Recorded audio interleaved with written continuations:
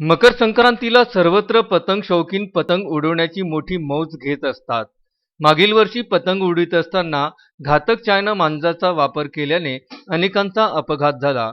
त्यातही कोरोना संचारबंदी असताना ही पतंग शौकीनांनी पतंग उडवण्याची मोठी हौस पूर्ण केली.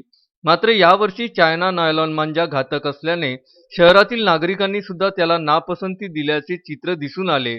यामध्ये विदर्भ न्यूजने अनेक माध्यमातून सतत चायना नायलॉन मांजा घातक असल्याचे, कोणीही नायलॉन मांजा वापरू नका असे आवाहनही करण्यात आले.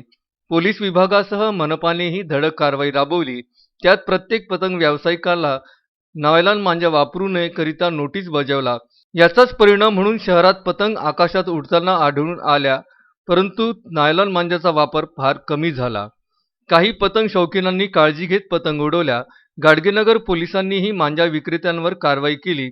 त्याचाच परिणाम शहरात दिसून आला. अजय शृंगारे, विदर्भ न्यूज, अमरावती.